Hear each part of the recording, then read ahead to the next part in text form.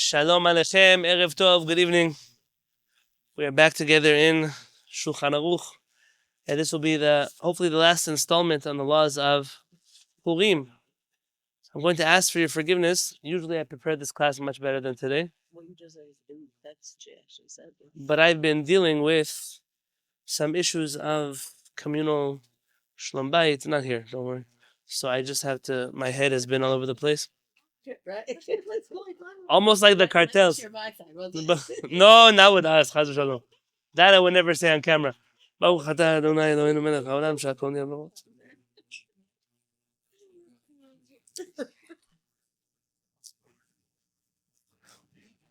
We read the laws of tefillah last week, so now I'm on Siman Taf Resh Tzadi Daled, which is going to be opposite page 318 for you. So if 318 is on the right, I'm on the left side. And those of you who are on Zoom, so in the Google Classroom, we have these halachot. Of course, my paper has got all out of order.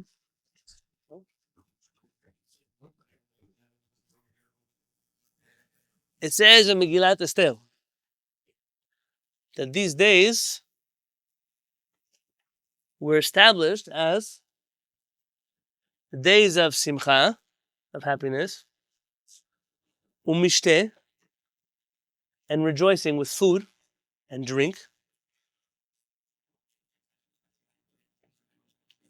umatanot laevyonim, and giving gifts to the poor,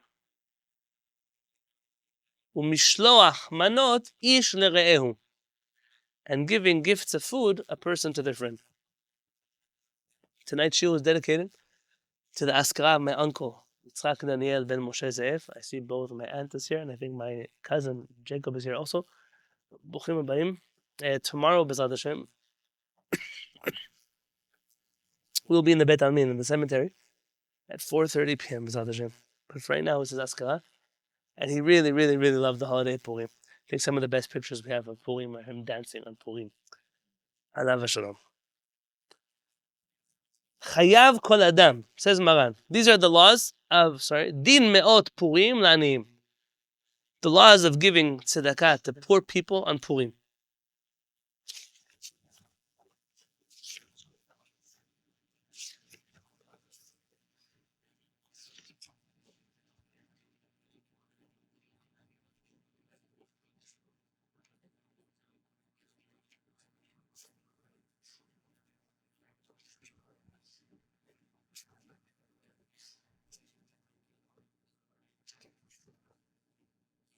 So on Purim, we have the following law. Chayav kol adam. Every person has an obligation. Liten, to give. Lefachot, at least. Shte matanot, lishne aniyim. 2 gifts of money. It doesn't have to be money. It could be food. 2 gifts to 2 poor people. Why 2?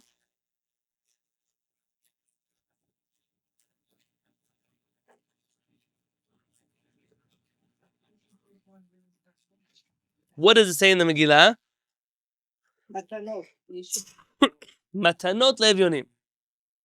Gifts to the poor. Plural. Gifts mean plural. To the poor, evyonim, plural. I never thought I would hear Achashverosh on my loudspeakers. And also, remember Achashverosh was a bad person? Some people say yes, some people say no. Objectively, you look at his life. Was it good or bad? How do we view conquerors? How do we view Conquerors. conquerors?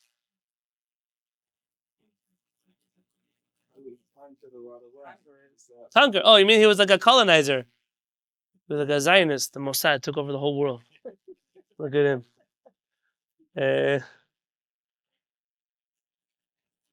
Achashverosh, let's just say with the Jews, okay? Let's leave the rest of the countries in the world. He hated Jews? No. We don't see anywhere he hates No, Jews. they invited him to the party. He invites them to the party. What else do you know about him with Jews? He would marry a Jew? Yeah. Yeah, when he finds out Esther is Jewish, what does he do? Oh my gosh, I can't believe I married a Jew. He doesn't say that. It doesn't bother him. Who's bothering you, he says her. Chashva doesn't hate the Jews. He's good to the Jews. What is good enough for you, Abraham? They're part of society. They're high up in his courts. At first he was good to the Jews. But even at the end, he was good to the Jews.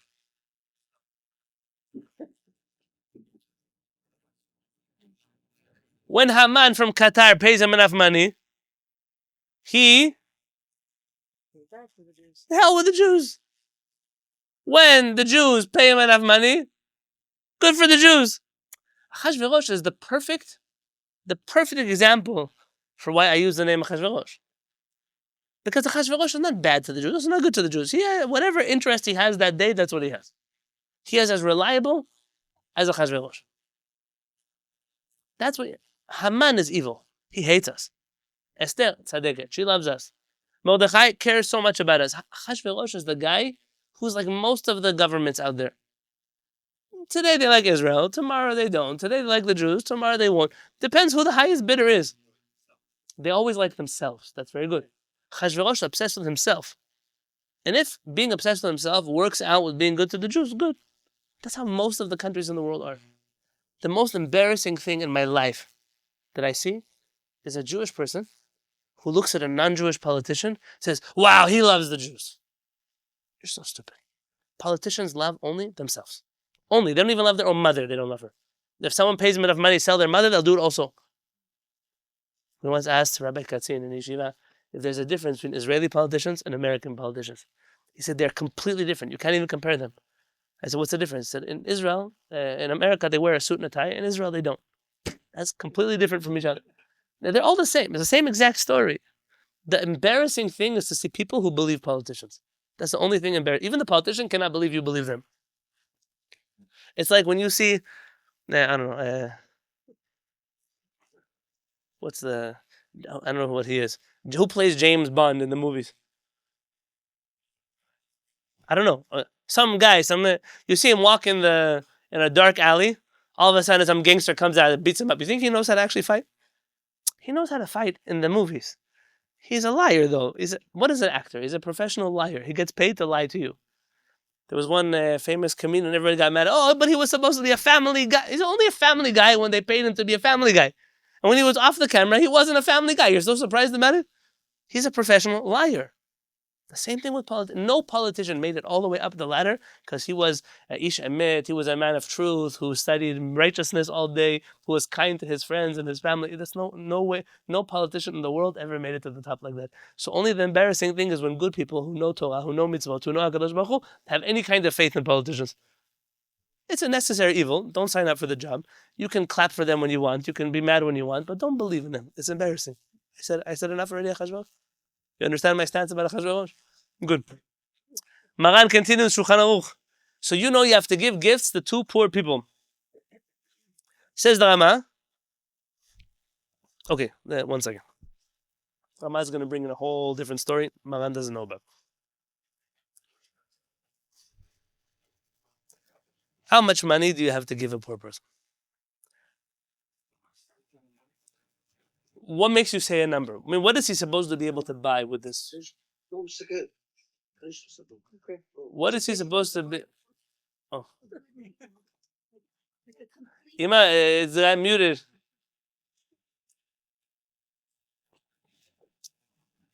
Ima, you started talking and then you disappeared.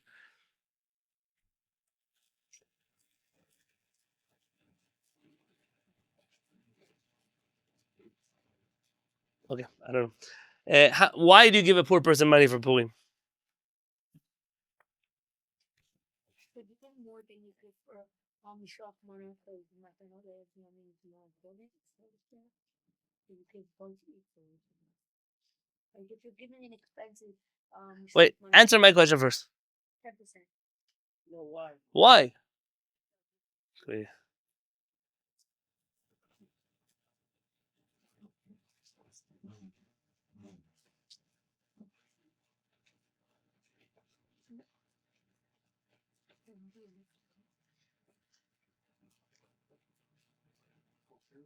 You all did this mitzvah before.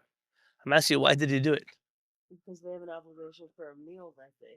They have to be able to eat a meal that day. You have to make sure they can afford to eat a meal that day. How much does it cost to buy lunch? Not if you're in Costco at the food court. Okay, I had a Jewish guy here once in San Diego. He took one of his employees to Costco. So you want to go buy lunch. So what can I have for lunch? He said, oh, let me see the menu. So you could have two of everything in the menu. Two. So we never saw such prices in our life. $1.50 for a hot dog. You go to LA, it's like $21.50 for a hot dog. Tell me, what's the amount that it costs for lunch? About 25. $25 per person. Less?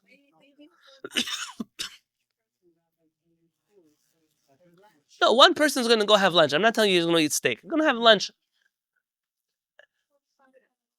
$45? It's too much?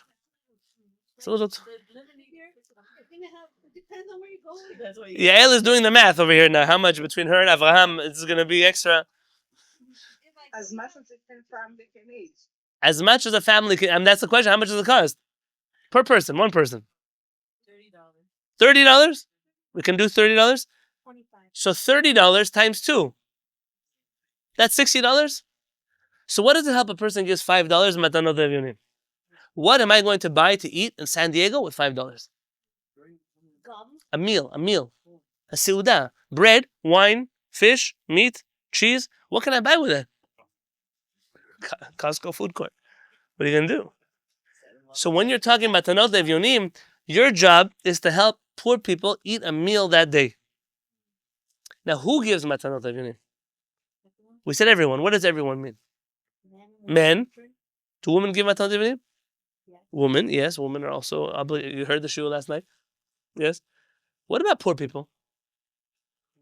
No, they're poor. They shouldn't give money to poor. They're poor. Are they human beings? Should also give. Even a poor person who lives off of tzedakah has to give matanot evyonim on Purim. Now, where is the poor guy who collects money on the street corner? Where is he going to find $60 to give to somebody else? What people gave him? What people gave him? Watch this story. There's two poor people. One is Bob and one is Rob. Bob and Rob both got $60 matanot evyonim. They both went for lunch. They're sitting down across each other at the restaurant. What does Bob do? Bob takes his hamburger and gives it to Rob.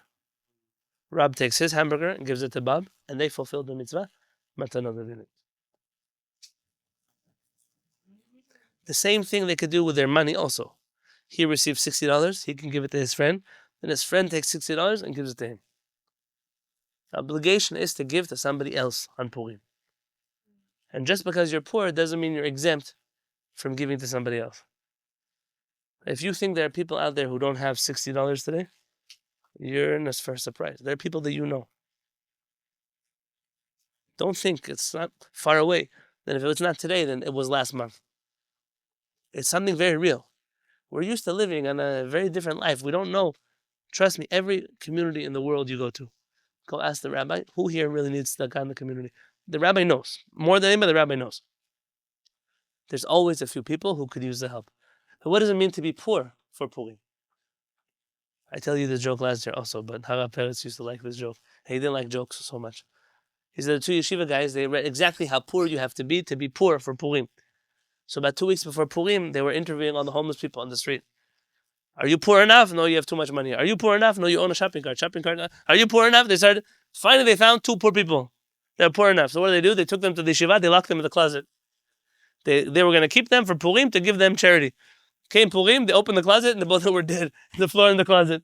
Said, not that poor, but be'erech, a person who struggles to finish paying their bills at the end of the month. Their electricity, their gas, their water, their car payment. And by the way, it's very important. Here's the problem with tzedakah. The problem with tzedakah is always given with a lot of judgment. Get up and go to work. Why do you drive such an expensive car? How come you have a phone payment that is, you don't need the latest iPhone? Whatever calculation you have in your mind. I was listening to a Hasidic businessman this week. He said money is never the problem. He said if you give $2 million to a poor person, a week later he's going to be poor again. If you give $10 to a person who knows how to manage their finances, 2 weeks later that $10 already became $100. He says the problem is always the person. Okay, just aware of this. I'm talking to you about people who work. The person who goes to work. His wife goes to work. He already is on the tuition benefit at the school. He already signed up for the San Diego the gas and electric discount. He's already, all of those things he's doing. And he still can't finish his month. So what do you want from him? Go get a job? He already has a job. That's what I'm talking about. I'm not talking to you now about some guy who sleeps on the street. The people in your communities that you know that don't have. Those are aniyim. They feel pressure. Their car breaks down. They don't know what to do with the car. They don't have enough money to tow it to a shop. For sure not to fix it in the shop. I read a statistic that some 70% of Americans don't have $500 of savings in their bank account. Did you know that? That means if their car breaks down, it's $1,000 fix, that car's going to sit in the shop because they don't know how to pay for it. If it's not 70, it's 60. It's a majority of this country. Now, I'm sure they probably count children, and I'm sure there's a statistic that, statistics are all about games. But I'm telling you something true. Anim. You have an obligation on Purim, not a week before Purim, not the day before Purim, to give money. Soon, the form will open on the website. If you give matanot evunim here at the Kehillat, nothing goes to the community. It's redistributed. You got $100. $100 goes on Purim morning, early enough in the day for people to be able to use it for Purim. There are people in San Diego. There are people in New York. There are people wherever they are. Whatever we can do. Some years people give a lot of money matanot evunim. Some people, I don't have that much money to give matanot evunim. Last year, I think, was the year we gave the most matanot evunim. Baruch Hashem. And every year we try as many people as we know who we can. Any questions, matanot evunim? Okay. Rama introduces here. Yes. So I had a question, if you don't mind me asking. Of course. As you mentioned about the question about judgment, number one.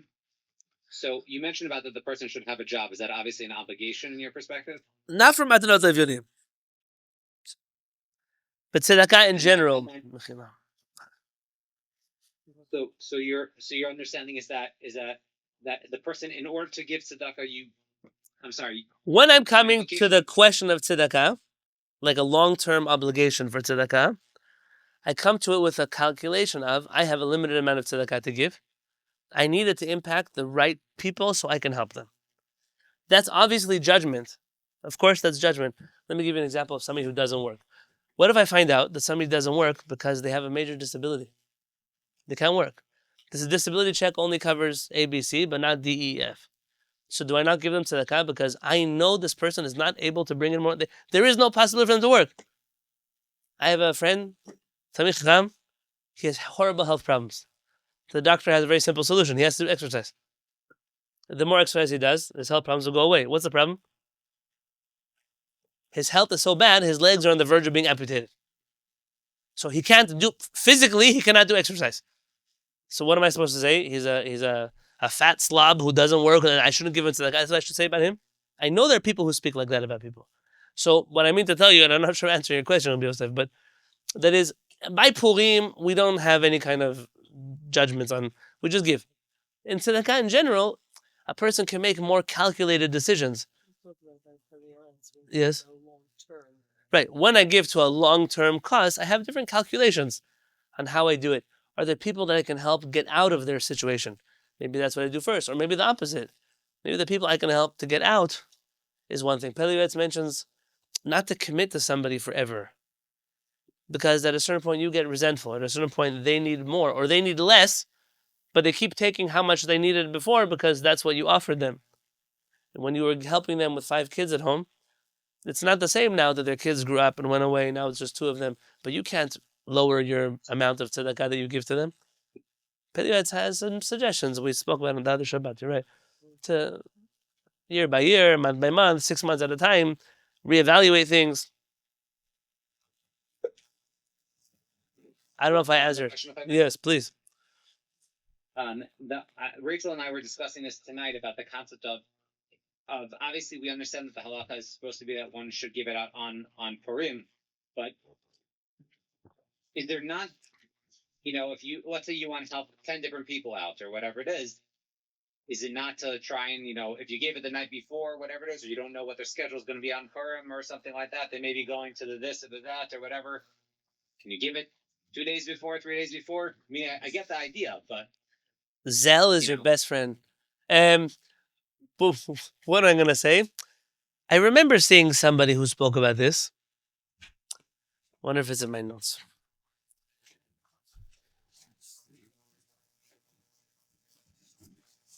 maybe it's just better you give the rabbi the $50 and then you give everything else 3 days beforehand.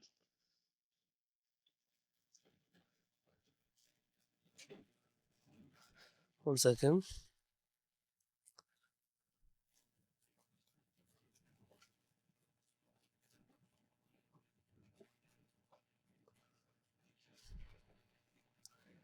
There's a machloket about if you send the money before Purim and it gets them on Purim, that it counts.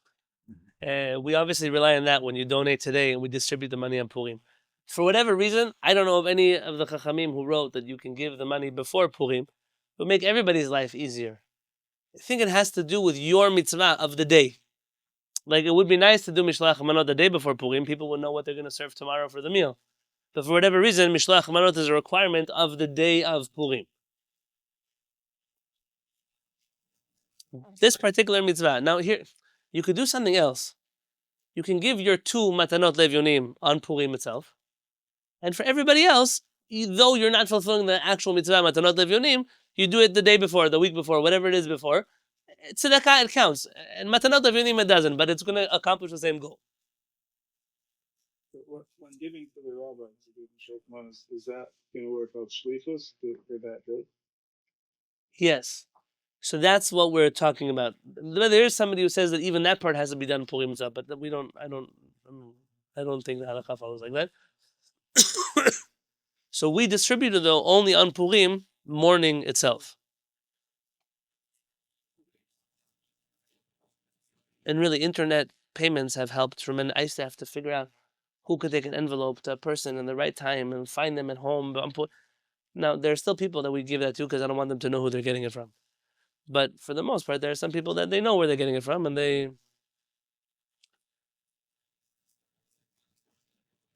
Rama adds in here a custom. Now, this custom has taken on a life of its own. What am I talking about? Zecher l'machatzit shekel, a remembrance of the half shekel coin. This thing is not a halakha. It doesn't come from our early sources. There's a midrash. Midrash says that what? Haman weighed shekel coins against the Jews to kill them.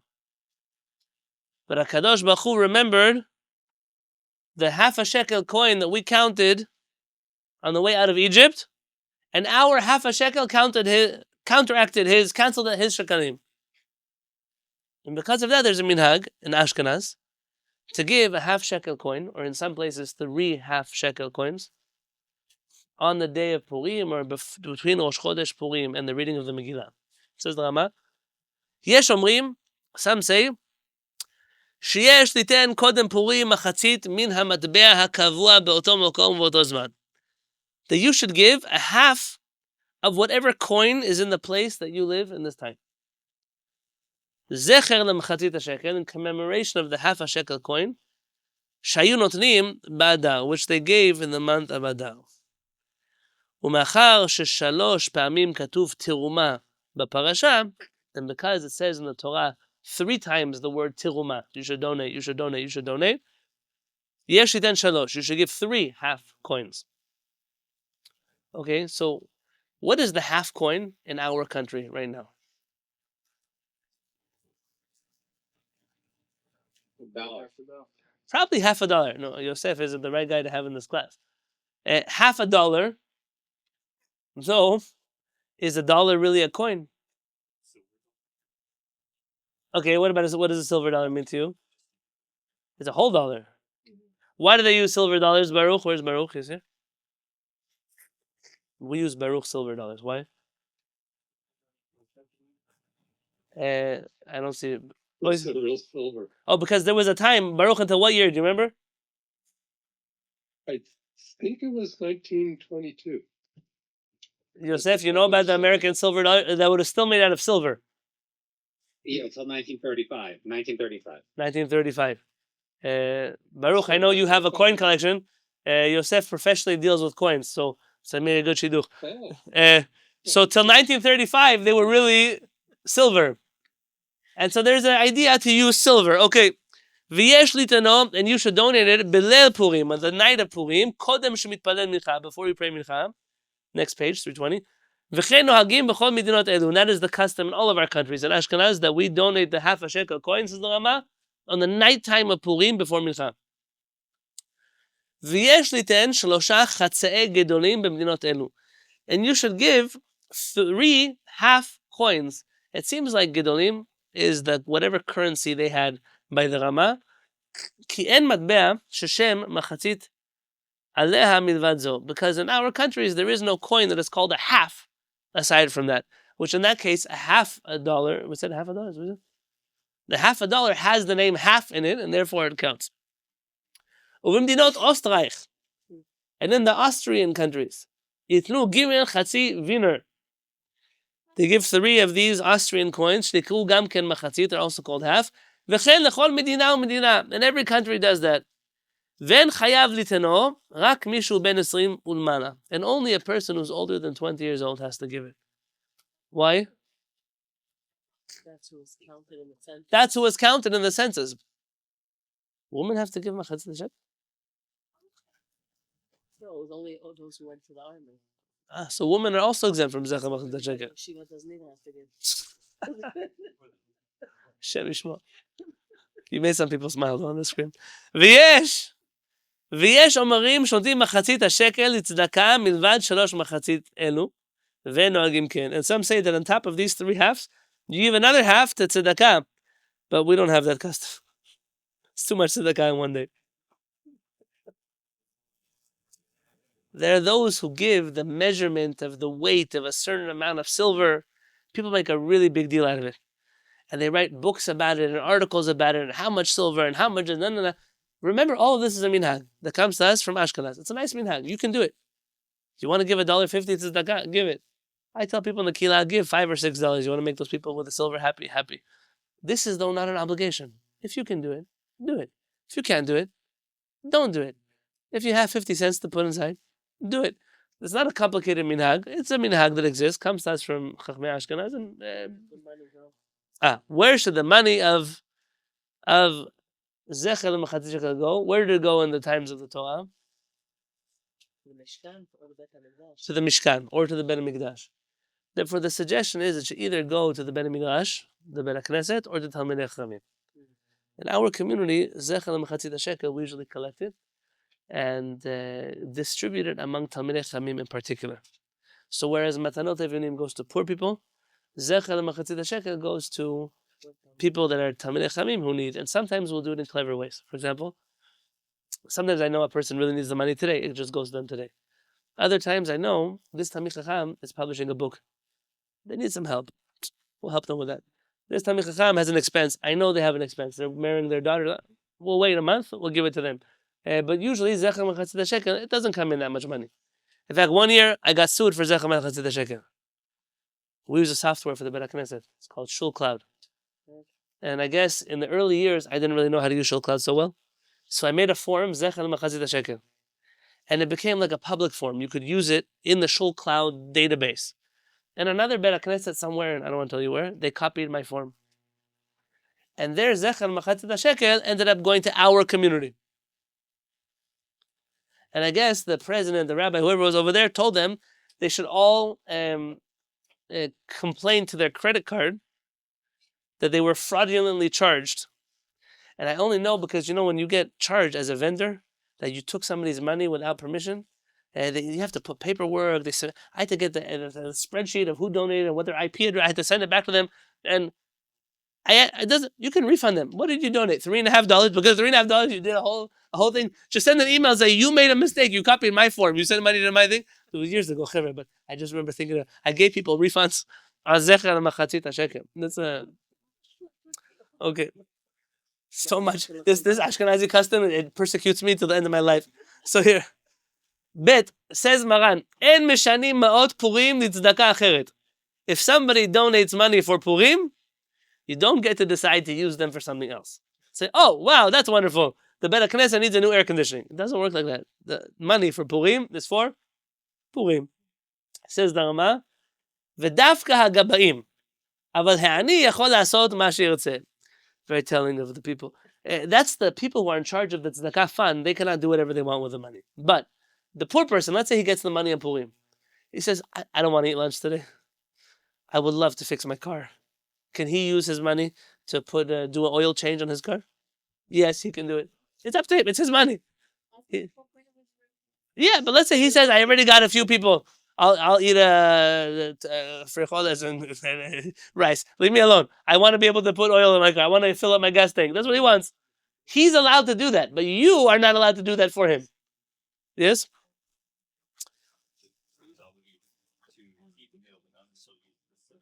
Correct. I mean, he has to figure out a way to get a meal. If he has a slice of bread on his counter and something he wants to eat that for a meal, that's up to him. Halakha Gimel, and this is Rabbi Yosef, what I was telling you before. En medakdekim bim'ot Purim. We are not particular about who we give money to on Purim. Meaning other times in the year we are, but not on Purim. Ela kol mi sheposhet yado litol notenim lo. Anybody who puts out his hand to you on Purim for money, you have to give him. By the way, I take this halakha very seriously. On Purim, you're walking down the street and some guy, homeless guy, asks you for money. It's the only day you're not allowed to say no. Give him something. I don't have something. That day, walk around with a roll of nickels in your pocket. Everybody who puts out his hand on Purim, you give him money. And in a place where the custom is to give money also to non-Jews, you give money also to non-Jews. Now that doesn't count though for your matanot levunim. Why not? They're not obligated to celebrate Purim. So you can give a non-Jewish person tzedakah on Purim, but it doesn't count for the two matanot levunim that you have to give on Purim itself. Yes. By the way, it would be important for us one day to sit down Shulchan Aruch laws of tzedakah. I feel like this is an area of halakha that we don't know so much about. It would be important to. I'm speaking to myself. It's my job. Dalit, Maran says one more halakha. B'makom she'en anim. What if you live in a place where there are no poor people? Like where?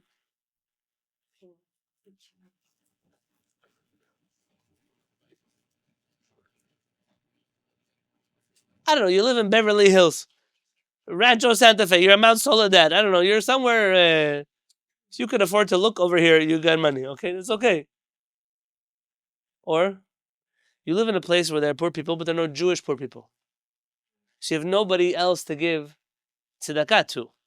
You went on vacation to I don't know where, some island with no Jewish people. Not stay away from islands, guys. You went to somewhere else where there are no Jewish people there, and it's Purim. And now what do? You got snowed in the snowstorm on the East Coast. You can't fly back. You're stuck on Purim with a bunch of people. You can give tzedakah for sure, but not matanot levunim. So who do you give tzedakah to for Purim?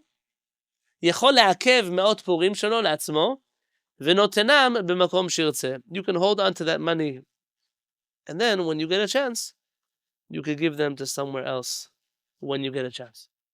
You still give money, just you don't distribute it yet until Purim comes.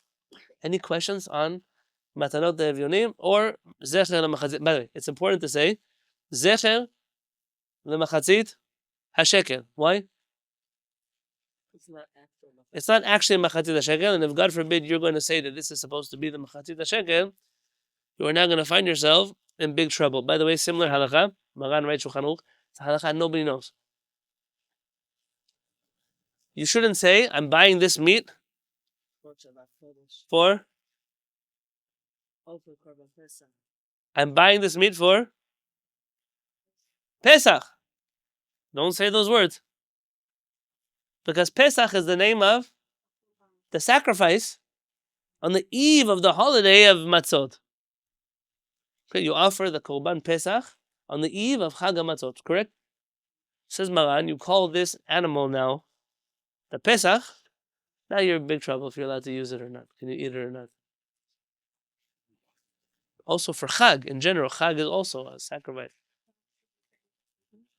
I'm buying this meat. I like it.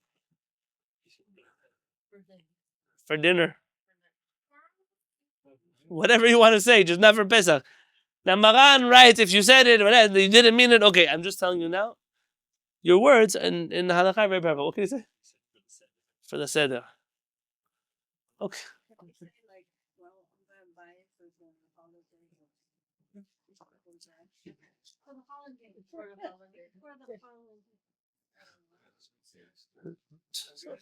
See, already Abraham is worried which holiday you're celebrating. She's not buying a bunny rabbit. She's buying a... So here, the laws of Seudat Purim. Let's try to finish the halachot today. I think we can do it. If I don't spend too much of your time. Dinei Seudat Purim, Megillah Purim. Says the Rama, it's very unusual that you find a halacha where Rama writes before the Shulchan Aruch. He says, mitzvah leharbot b'Seudat Purim, u'b'Seudah achat yotzeim. It's a mitzvah to eat a lot of meals on Purim, or to eat a lot in the meal of Purim, but one meal is enough. You fulfill the mitzvah with one meal. So here in the Beit Knesset, how many meals do we do? Tuna asked me, I already made a flyer for Purim, and I already made a form on the website, but I didn't send it out. Why? Because the same reason I didn't prepare a class today. I just need time in my day. So without Hashem, I'll have some time. I'll send it out to you, RSVP for the meals. When we have two meals, one right in the morning, right after read Megillah, and then one, like the Americans do, 2 minutes before the sun sets, they start the meal of Purim when Purim is over. Okay? We eat the main meal here in the morning. And then later we come back, we celebrate, we dance, we talk, we learn a shiur, all of those things after work is over. But in the morning at least, you should have your Seudat Purim. Says Maran, Aleph Seudat Purim, Sha'asa'a Balayla. If you eat your Purim meal at night, Lo Yatsa Yedeh Chovato, you do not fulfill the mitzvah of Seudat Purim. So you don't eat the meal at night. Whatever we have here at night, we have cookies and drinks and chips or whatever we have, that's not the Seudat Purim. The Seudat is the next day. Why is there no Kiddush on Purim? Ask me why there is Kiddush. No, why is there no Kiddush on Chanukah or Rosh Chodesh? Kiddush is connected to the obligation of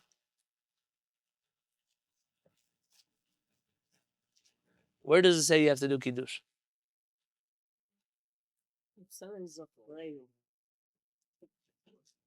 Zachor et Yom HaShabbat lekadesho.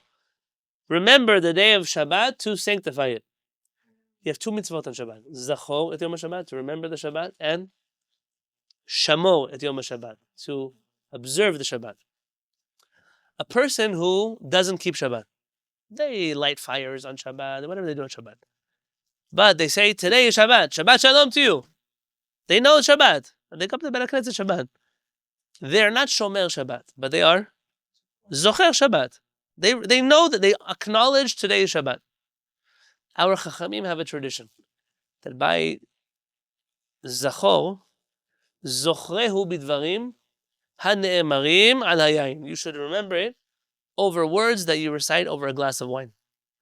Take a glass of wine and say about Shabbat over the glass of wine. That's why our minhag here is when we hold the glass of wine, we start, what's the first thing we say? No, at night, what do we say? Shabbat Kidei Kiddush is a extra Kiddush. Shabbat Mekudash Yom HaShishi. We say Shabbat Mekudash. Shabbat is sanctified. Why do we do that? That's Kiddush. And then we say all of those prayers. Those prayers are the rabbinic fulfillment of a biblical obligation to recognize, instead of saying, oh, just Shabbat Shalom, you say Shabbat Shalom over a glass of wine. It gives it honor. Now, there was a famous Ashkenazi Chacham, Rabbi Shlomo Zalman Auerbach, alav shalom. He was of the opinion that if you're going to see somebody who might not say Kiddush tonight, let's say his example was an Israeli soldier. You see he's watching over the Kotel, you ask him how long is his shift, 12 hours.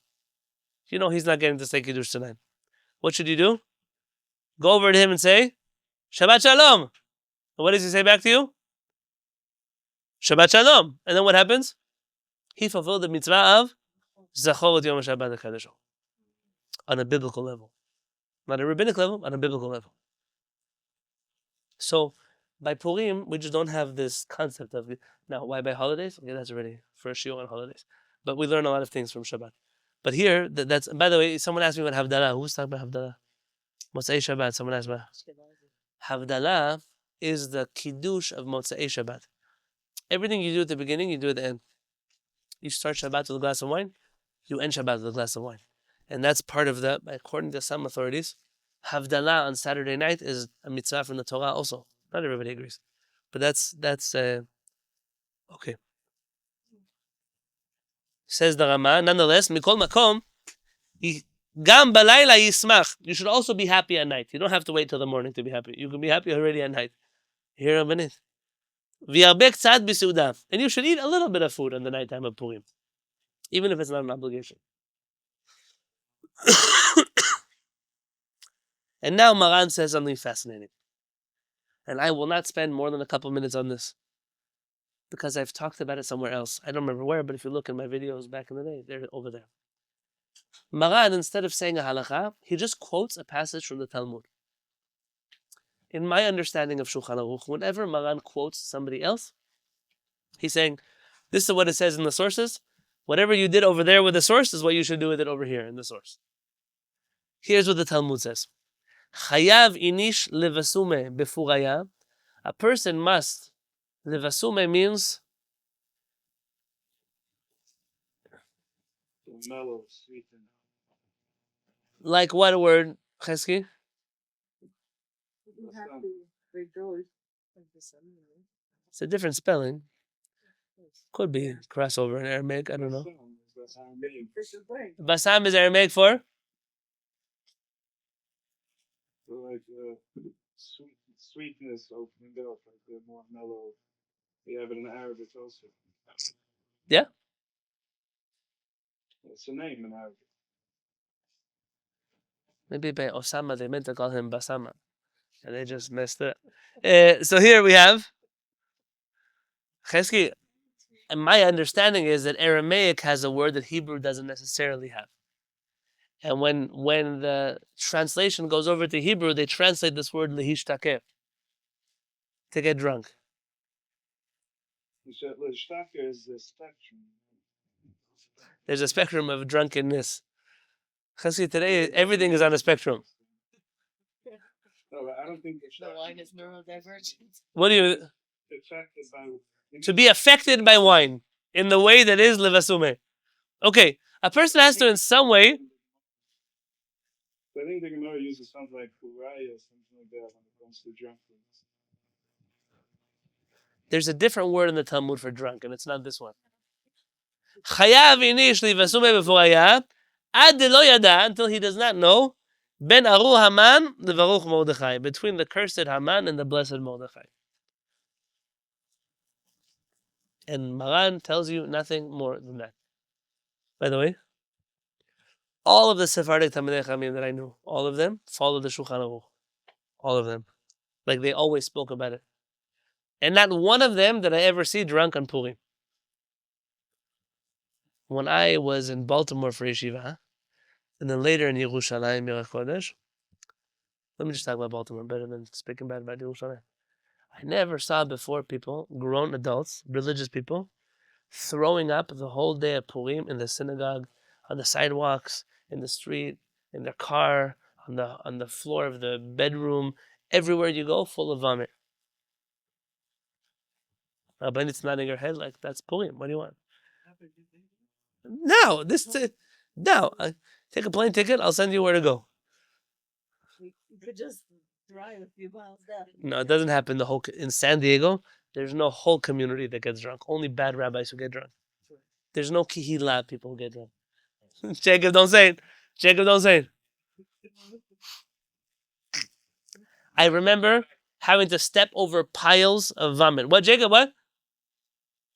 I said I won't say anything. You're also not saying anything. See, two Jacobs that are not saying anything. Good. I'm a different Jacob. My bad. But no, Jacob. Both the Jacobs have what to say and are not saying anything. You see? Yaakov ish tam yoshev ohalim. So, יש אומרים, says the Rama, דאין צריך להשתכר כל כך. I once came to Bet HaKnesset. There was not Purim, it was Simchat Torah. It was in Los Angeles. I walked to Bet HaKnesset, and the rabbi was laying on top of the table, the teva, on top of it, with his shirt open, throw up all over the table, and a bottle of vodka spilling on the table of the Torah. His face was inside of the vomit. And everybody came to Bet HaKnesset playing shacharit like normal. For me, like when I define what is a Chilul Hashem, my brain always thinks of that story. He thought it was so funny. He was happy for the Torah. Simchat Torah. Alcoholics Anonymous, urgently. So, says the Rama, V'yesh omrim, and some say, De'en tzarich l'shtaker kach. By the way, I also knew Ashkenazi Talmidei Chachamim in my life. Not one old Ashkenazi Talmidei Chacham. I can't tell you young people. Not one old Ashkenazi Talmidei Chacham that I knew on Purim who got drunk. You're going to tell me you know otherwise? Okay, so you know otherwise. I never saw it. Baruch Hashem, now I think I'm Zakanti. I never saw it. I remember even in Baltimore, when the Bachuim would get drunk, everyone would go to the rabbis' houses. The rabbis were never drunk. So why they allow the Bachuim, I don't know. I'm not serious. I don't get in policy of other people. But not one of the rabbis that I learned Torah from I ever saw him drunk. The fact that so many people know rabbis who get drunk is scary to me more than I can tell you. Rama says some people say you don't have to get so drunk. You just drink more than you usually drink. How much do I drink alcohol on a regular basis? Nothing. So how much should I drink?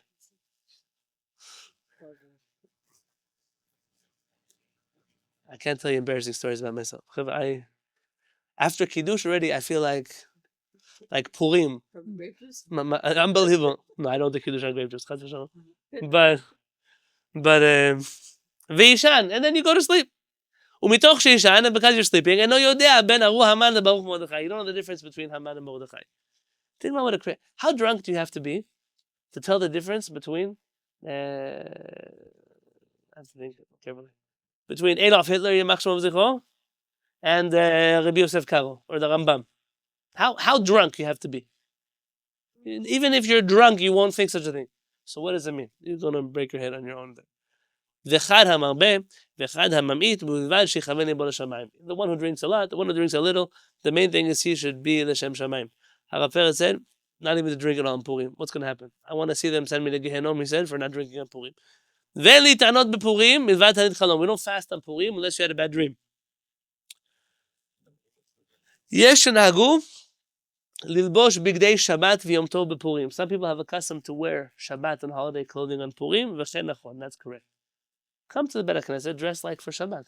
Don't come dressed like it's Tuesday. What about a clown? If he's a clown the whole week, V'nohagim la'asot sudat Purim la'achar mincha. And the custom today already is to do the Milah Purim after mincha. V'arvit yitpalalu b'layla, and they pray arvit at night. Mutpalim mincha techila b'odei yom gadol, and they pray mincha earlier. V'rov ha'sudat tzricha liot bayom, and most of the meal has to be on Purim. V'lo kemo shenohagim להתחיל סמוך לערב ועיקר הסעודה היא בליל ט"ו. They're not like what they do today. They start a few minutes before sunset and they eat the rest of the meal after sunset. In our Kehillat, it's hard. Because people work here until about 5. We only get to start the Suda around 5. But when the sunset? About 5:45. Is the majority of the meal being eaten before Purim? No. That's why we do the main meal in the morning. Because we want to say, we did the mitzvah Purim. So what are we doing now? Extra. We're doing the part where he said you should have extra meals on Purim. Uchshechal Purim b'yom shishi, and when Purim falls out on Friday, yasu ha'seuda b'shacharit mishum kavod Shabbat. You should do the meal in the morning in honor of Shabbat. Last year I wrote a letter about that, and some people got very mad at me that I said that. U'mi sherotzeh la'asodat tamid b'shacharit hareshut biyado. And somebody who wants to have the meal every year in the morning, he can do that. ויש אומרים שיש לאכול מאכל זרעונים בפורים, זכר לזרעונים שאכל דניאל וחבריו בבבל. Some people say you should eat all kinds of seeds on Purim. I don't know exactly what zer'onim are going to be. In honor of the seeds that Daniel and his friends ate in Bavel. So you have quinoa on Purim? Very good. טוב לעסוק מעט בתורה קודם שהתחיל הסעודה. You should learn a little bit of Torah before you start the meal.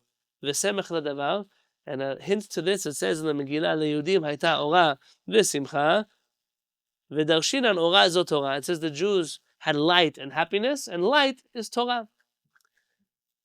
There's a very scary teaching in I think it's one of Chachamei Ashkenaz. He writes a story on Purim. Everybody was busy eating and drinking, and the whole world was going to be destroyed because nobody was learning Torah, except for one guy who was learning Torah, and the whole world exists because of him. Put the story aside in terms of factual basis. It's important. Here in the Kehillat, during all the Sudot, we study Torah. That's very important. In other places, they're busy. They dress like clowns. So they behave like clowns. Some of them work very hard to go to Gehenom. How do they go to Gehenom? There's a custom in some communities. They do what they call a Purim spiel. There's a Purim spiel. I'm sure some communities do it differently. I can only tell you what I saw with my eyes. Some communities even have a Purim Rav. What is a Purim Rav? He pretends to be the rabbi in Purim. He makes fun of the rabbi. The whole Purim. You dress up like the rabbi, you talk like the rabbi, you do stupid things to make the rabbi look stupid. That's part of being happy on Purim. And they wonder, by the way, why nobody respects them. The Purim play, when I grew up here, the Purim play meant the community made a play where they made fun of all the members of the Beit HaKnesset. That's part of the fun. Everyone laughs. Ha ha ha ha. It's not funny. You're hurting people's feelings. People who leave every year because of that. Do you think it's funny to make fun of other people? Who can I give you an example from? I can't give you an example. So then I'll be guilty of the Purim play. So, instead of that, we learn Torah. We sing songs. We do happy things. That's the point of Purim. It sounds very boring. You do like our Purim, it's very boring. But it's the real Purim. וחייב ומשתה ושמחה קצת בשני ימים, יד וט"ו, וכן נהגו. And you should have happiness also on the day of Purim and the next day, because that's the day of Purim in Yerushalayim. ויש אומרים, this is the craziest halacha that the Ashkenazim ever gave to us. This one. ואם הזיק אחד את חברו מכוח שמחת Purim, that if somebody damaged his friend because of the happiness of Purim,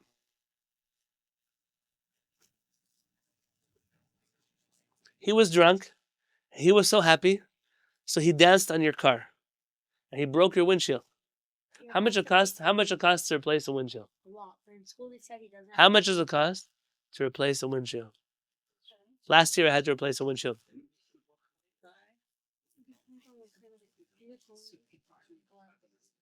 You know what happened? 2 and 5. I wish. Where?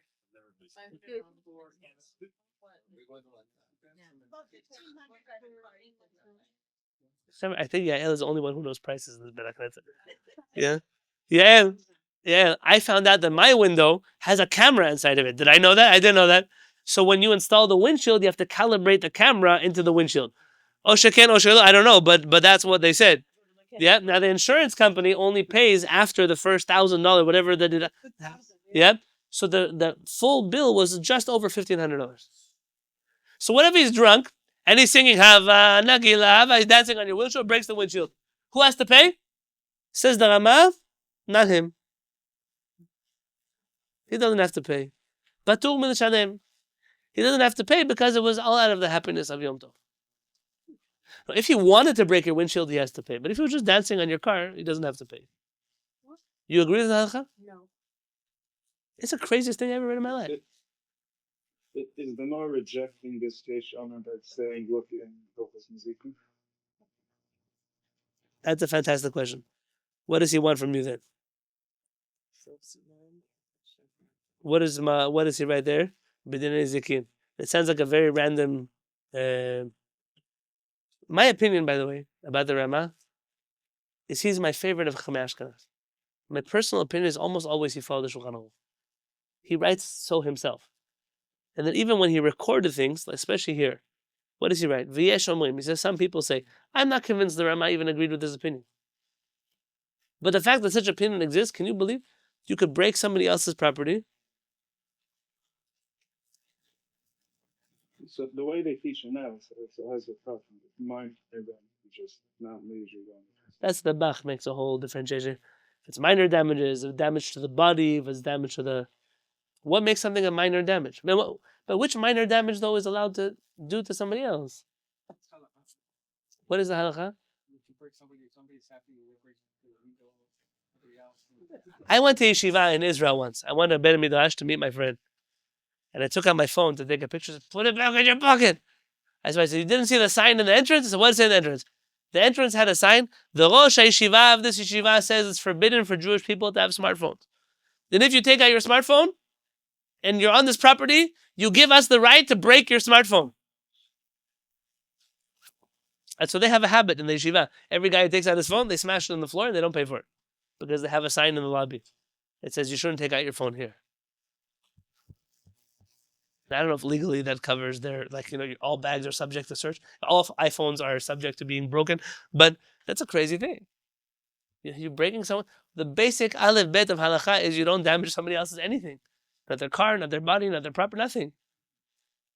I don't understand this. I personally, if you were to ask me, I don't know that the Rama agrees. But he has the rights. I'm recording a minhag.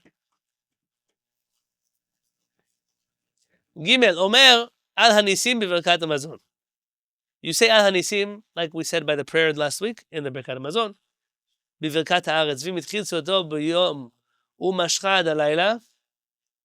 Omer al hanisim devatar techila suda azlinan. What if you start your meal at 5 o'clock and you finish your meal at 8 o'clock? Now it's not Purim anymore. Do you still say the prayer for Purim? Yes. Why? Because when did you start the meal? On Purim. The same way when we start a meal here on Shabbat, we end after Shabbat. We still say because it's still Shabbat, even though Shabbat's over. What happens when Rosh Chodesh falls out on Saturday night? Then, my friends, you are in very big trouble. V'yesh mi she'omer she'en le'omro, and there's somebody who says that you don't say it. The Rama says in Noagin Kisvar Rishna, the custom is like the first opinion. So both Sephardim and Ashkenazim agree that you say al hanisim. Finally, we got to the halakha I've been waiting for. Mishloach manot. There is a word in the American, it's not an Ashkenazi word. Please do not blame Ashkenazim for everything. Some things are just American, okay? There's a word called shalach manos, or shalach manot, which in Hebrew means gibberish. What does it mean in Hebrew? Rabbanit, when she was in elementary school, they taught her. V'ani amati, v'atem amartem, v'hu amar, v'hi amra, v'hen amru. All the different, and I said English, combinations of tenses that exist. Shalach manot is Hebrew for who. Shalach manot. He, like Yitzchak, sent in past tense gifts. It's just a fragment of a sentence. So when you say, I want to give you shalach manot, it means, I want to give you, he sent gifts. It doesn't mean anything as a noun. Rather, the word is mishloach manot, the sending of gifts, the manot being the things that you are sholeach. And so here are your mishloach manot, your delivery of gifts. There's a mitzvah to give each other gifts of food on Purim. Chayav lishloach lachavero shete manot basar o shel minei ochalim. You have to give your friend 2 portions of meat or 2 kinds of food. Shene'emar, like it says,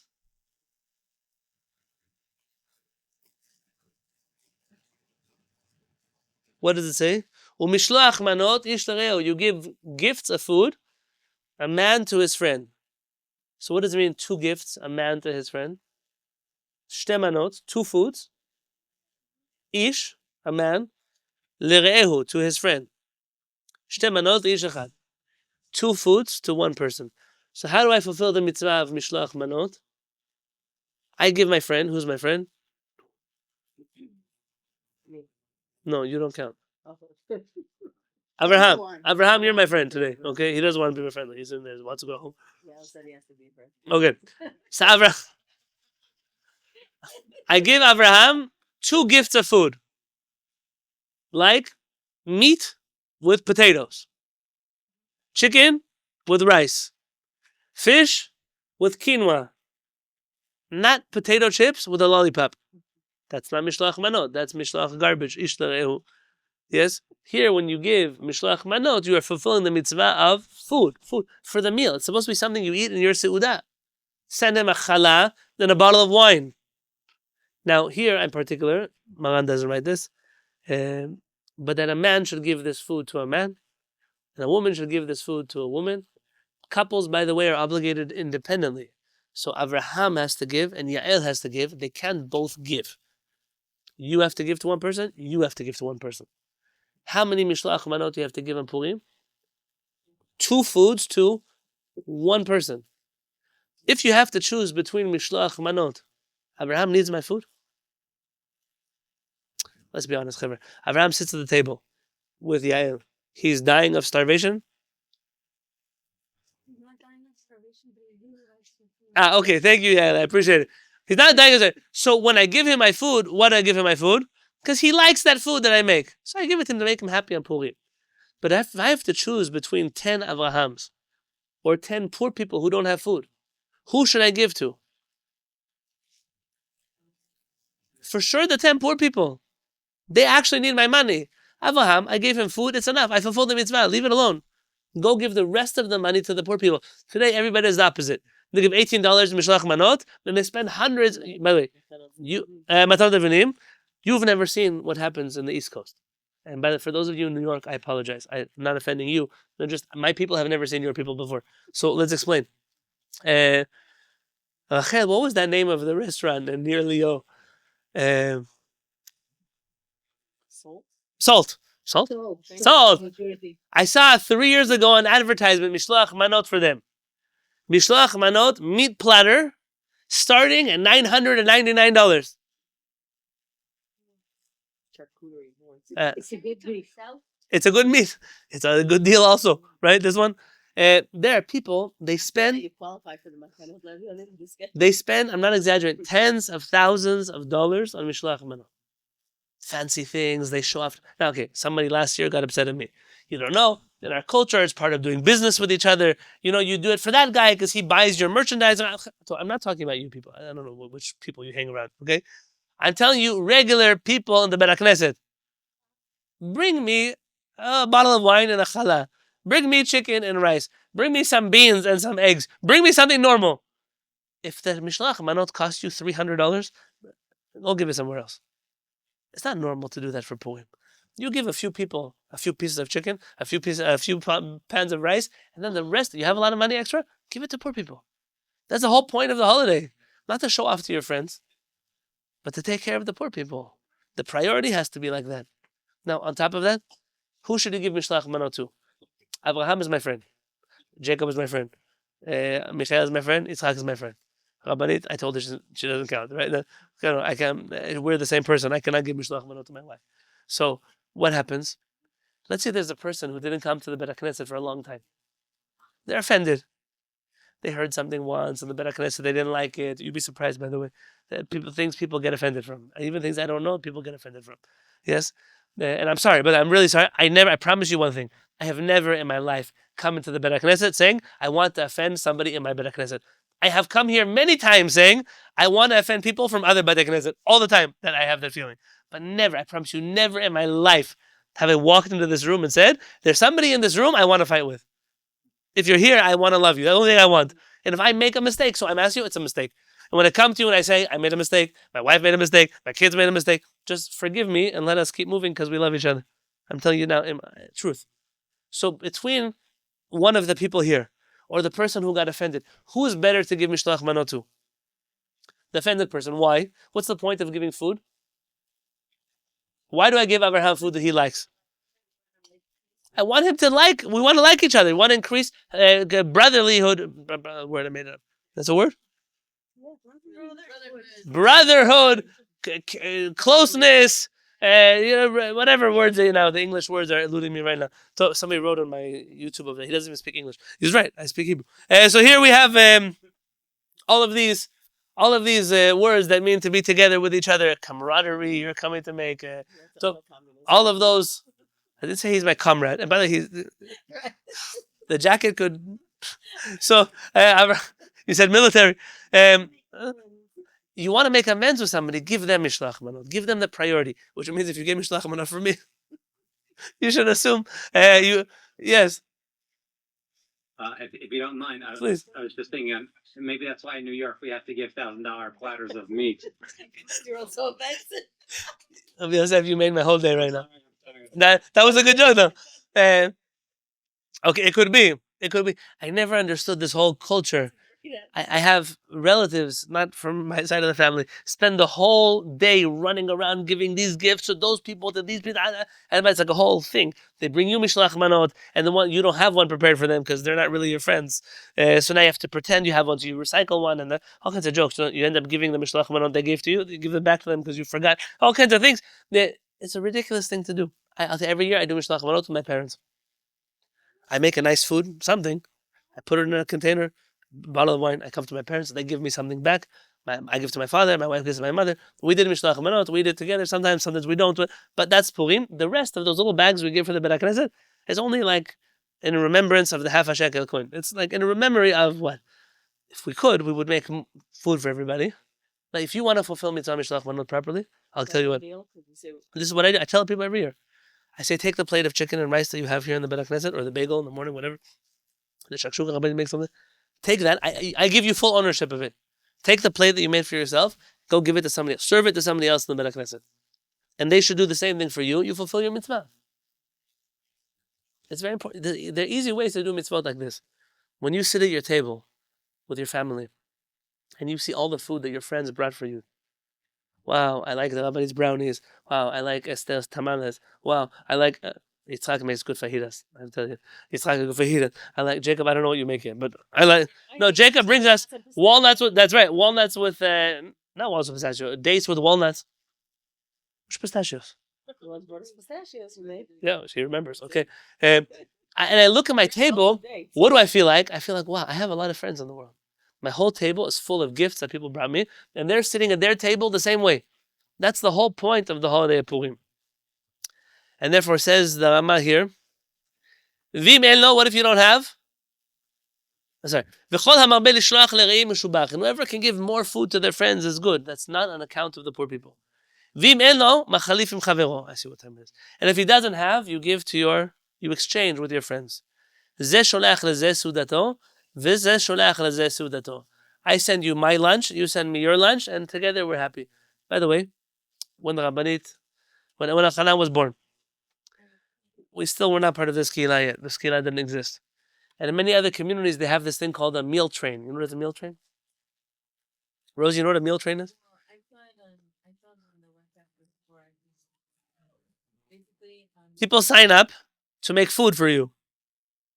Like, they realize she just gave birth, so Sunday dinner, Monday dinner, Tuesday dinner, Wednesday, Thursday lunch, Shabbat meal, and people sign up for the meals. Now, the people that are very religious here in town, they don't trust anybody's kosher food. So you sponsor meals for them at the restaurant. But because I wasn't religious, they knew that they were allowed to cook for me food. So Sunday, Monday, Tuesday, Wednesday, Thursday, and every night people would bring over food. And this was not our Kehillat, okay? So nobody here should be offended. It was not from our Kehillat. And I saw Sunday night, somebody brought a meatloaf. Now listen, there are people that say, my mother makes great meatloaf. I never saw a meatloaf in my life. A meatloaf is basically the person took the ground beef from Ralph's and they didn't know what to do with it. They didn't know you could add spices. They didn't know you could fry it. So they just took it and out of the thing, they boiled it in water. Or they put it in the oven with ketchup on top of it. Then here comes to me this meatloaf with ketchup on top and it's gray inside of the middle of it. And they made me Uncle Ben's rice. It's like a cake. You could slice the rice in a few directions. That was dinner. Tuesday night, they bring me Sloppy Joe's. That's the guy he knows how to take the meatloaf and he scrambled it inside of the thing and he threw it on top of the spaghetti. Half the spaghetti is still crunchy. And he brings you like that. And then you realize by Shabbat, I know why people are so mad when they come to Beit HaKnesset. The whole week, these guys are starving to death. They come here, they don't know what good food looks like. Now, I'm sure that people make good meatloaf. I'm sure people who make good sloppy joes. I'm not telling you about the food itself. There's some people though who really don't know how to cook. And when they bring you food to your house, you're like, oh my gosh, I never want to eat in your house in my whole life. So let's say you send them your lunch, right? Esther, imagine you send them tamales, you send them enchiladas, you send them all the food, fajitas, you send all the food. Yeah, you make your soup, you make whatever you send. Imagine Farshid, he sends you back gourmet zabzi and choresh and all kinds of Persian beef stew. Fine, you're happy. Different food, different culture, you get to taste it. But imagine someone sends you a tuna casserole. which I don't know what it is, but in my mind it sounds like he took the tuna fish, then he put it in the microwave with mozzarella cheese, and he microwaved it and he gives you, wow, aren't you happy? And you say, I gave you all my enchiladas for this. So that one, it doesn't count. It doesn't count Mishnah. But why am I telling you? I know it's funny what I'm saying. I don't mean to make fun of anybody. Our parents always told us you should make sure the people that you are sending food to, they like the food you're giving them. For example, my aunt Denise, she's vegetarian. If I send her a ribeye steak, it doesn't count for mishloach mano. It's actually probably offensive. Yeah, Jacob might not mind, but Denise will mind. It could be, our parents writes in his notes, somebody who has diabetes. Don't send them the candy platter it's not nice to send a person something that's not good for them to eat it. Listen, we eat something that we consider kosher in the community, but they don't consider it to be kosher. Don't send it to them. It's not what you do on Purim. That's not the point. Let me just finish this section here. Says the Rama, V'yesh tishlach manot bayom u'balayla. You should send, v'lo balayla, you should send mishlach manot in the daytime and not in the nighttime.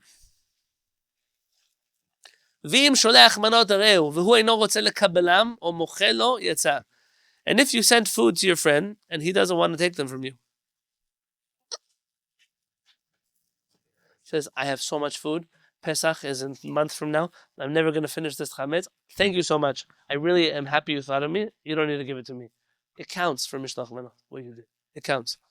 According to the Rama, at least. ואישה חייבת במתנות לאביונים ובמשלוח מנות כאיש. And a woman is obligated in matanot evyonim and mishlach manot like a man. V'isha tishlach leisha, v'ish leish. And a woman should send to a woman, and a man should send to a man. Lo lehefech, and not opposite. Shelo yavo ish tishloach le'almena. Okay, this is an interesting halachic calculation. V'yavo lidei safek kiddushin. Ava b'matanot evyonim en nachosh. If you send food to somebody, maybe it will count as a marriage. She's single, she's a widow, and it will be a problem. That's not what's concerning me over here. Our parents concern him always with tzniut. Imagine somebody says, they come to my house, say, Rabbi, I brought this thing, but not for you, it's for your wife. You came to my house to bring gifts to my wife? You saw the sign on the door, beware of dog. You should be scared over here. I want to have a dog. You should be scared to do that, to go to someone's house and give his wife a gift. Or you're going to go to someone's house and give her husband a gift? That's a crazy. And by the way, I'll tell you something. I see in my table, everybody's saying no. But in America, they don't understand why we're so primitive. Like we're monkeys from. Right. We once said we were going to a wedding. I said, "Where's the kala?" So she's going out with her best friend. Who's her best friend? A guy from college. You're getting married tomorrow. He doesn't care. Nah, he doesn't care. Okay, I accept. I'm the crazy person. When I go to a wedding and I see the chatan, he just got married. And now he's on the dance floor dancing with somebody else's wife. You just got married tonight, not tomorrow. Tonight you got married. The woman that you married, she's dancing with your best friend. And you're dancing with your best friend's wife. It's normal to you? They tell me I'm a primitive person. I should go to Afghanistan with all the... But I'm telling you, forget religion. Forget halakha. What about being a normal person? What did I marry you if I'm dancing anyways with her? This is Jewish culture. So in general, when we give gifts to each other, we give gifts men to men and woman to woman. However, the rest of the halachot are about not mourning on... One second. Not one moment, Nomi. Not mourning on Purim. About doing weddings on Purim. One day, B'ezrat Hashem, maybe even on Purim morning, we can study these halachot. But for right now, this is everything I think you really need to know for Purim. I will take any questions or comments anybody might have.